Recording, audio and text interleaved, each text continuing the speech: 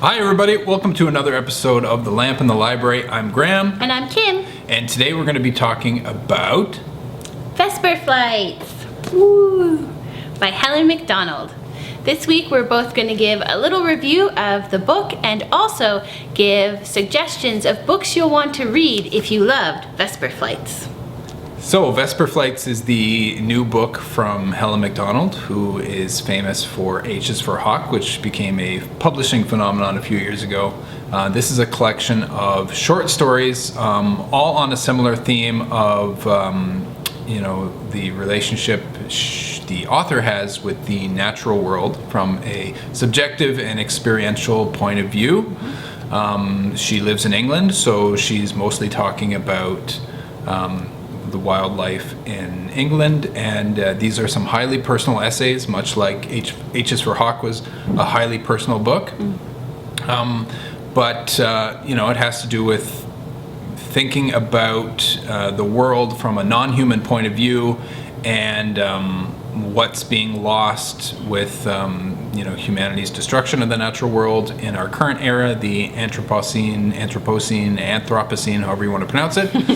And I am partway through this book and I highly recommend it. I'm very much enjoying it.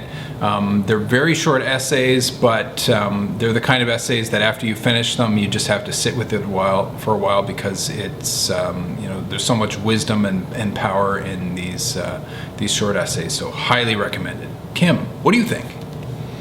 So I ordered Vesper Flights, pre-ordered it as soon as I learned that Helen Macdonald was coming out with a new book because I loved H is for Hawk so much. And I also learned a year or so ago that when you pre-order a book, it actually can really help with the sales for the author. So now that I know that, I think I'm going to try and do that more. Well, that's a nice thing to do. Yeah, and then you get it in the mail when it's out. So I was very much anticipating it, but you sometimes get a little nervous because when you loved something so much, you're like, oh, I hope it's as good. And I'm thrilled to say that I loved Vesper Flights. I think it's a magnificent collection of nature writing. As Graham mentioned, it's a collection of short essays and leaning into the short stories for some of them a little bit. What I really appreciated about this book is that Helen Macdonald is really upfront about any sort of observations we have about what we deem the natural world, or even the questions that we're posing when we are observing it are subjective. They're very much say a lot about ourselves, more than they even really do about the natural world, because it's how we're viewing it. And I appreciate that she shares that and then really demonstrates it in how she uses nature to reflect on ourselves, on humanity a lot. And due to when the book was written and what's happening in the world, there's a lot of reflections upon Brexit and also our relationship to the world now during the climate crisis at this time, what it could mean for the future. A lot of this sounds really heavy, and there are some essays that can leave you with like a tear in your eye. And as Graham mentioned, I could have finished this really quickly in like a day if I wanted to do that, but I found that you do want to sit with the essays. You don't just want to like rush through them all because there is a lot to digest. And she's a shrewd writer. She really, I imagine that her editing process, she really must cut out what's unnecessary, which is why they make for such like hard-hitting short essays. There's not really stuff there that doesn't need to be there.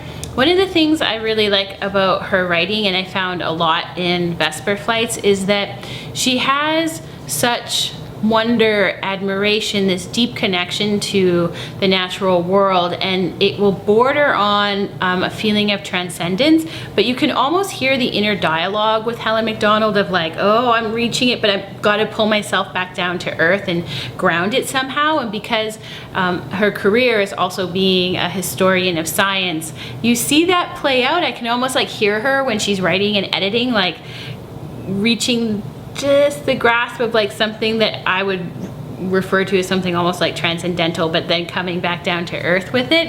And this is something I like about her writing, because I think a lot of us can relate to that in our era, is that we almost get uncomfortable with when we're like getting too out past ourselves and have to ground it back because that's more rational, that's more how we're supposed to be.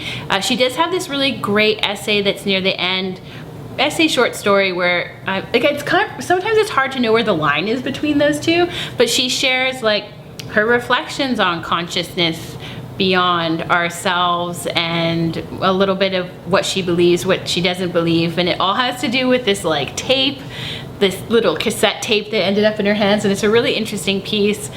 But yeah, so I also want to highlight that there's some humor in it. One of the like really great moments is a short story she shares about her father and a goat, which had me actually like giggle out loud. So highly recommend Vesper Flights. Even if you think you don't enjoy nature writing, I would say pick it up because it's a really great way to start because it's just short pieces.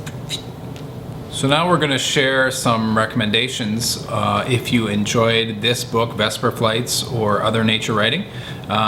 Here's a couple of books that we would recommend. First of all, this book is called Arts of Living on a Damaged Planet, and it has two sides to it. It's very cool.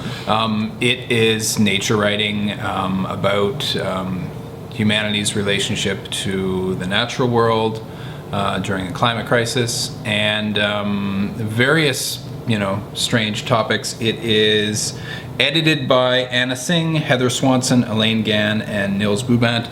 I apologize if I have mispronounced that last one. But yeah, this is an excellent book of nature writing. It covers a wide range of very strange topics about living in the Anthropocene or Anthropocene. For example, there's an essay on the potential immortality of grave lichens. There's an essay on the politics of mud volcanoes in Indonesia. Just a wide range of topics. Let me pick one or two out. The evolution of collective behavior in ant colonies. The intertwined lives of horseshoe crabs and red-knot birds.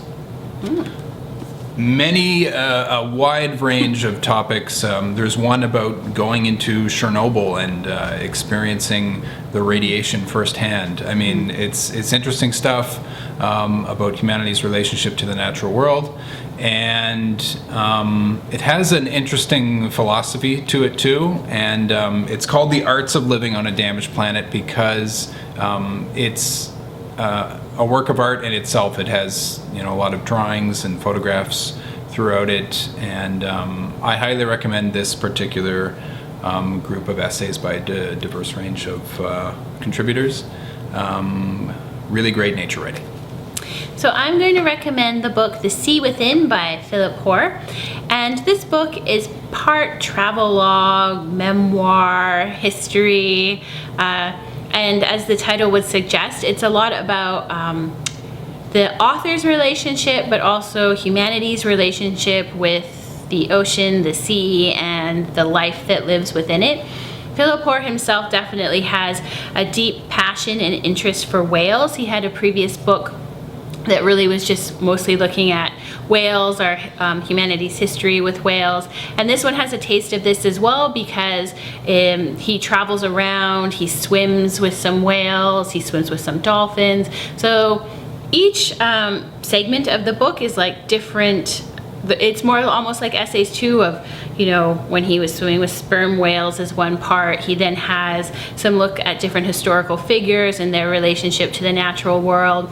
Interestingly enough, if you really liked H is for Hawk and the elements that we're looking at T.H. White, he has a part where he discusses more about T.H. White's life, and I actually learned even more, and I found his part just as fascinating as what Helen Macdonald shared in H is for Hawk. So this is another book that's very similar in the vein of each segment you're getting into a different idea, a different part of the natural world, but the connecting thread really being humanity's relationship with it and much more about the sea. So I feel like if you read Vesper Flights and you're just like, oh, I want some more with that vibe, that feeling, then maybe you'll want to come down from the air and visit the sea. So we really enjoyed Vesper Flight. So we really enjoyed Vesper Flight.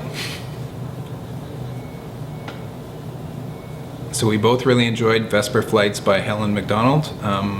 we really enjoy writing about the natural world and non-human life. We've got a lot of furry friends with us today, and thanks for watching. And it's very good to read, like when you read Vesper Flights, to have a furry or feathered or scaly friend with you if you have one.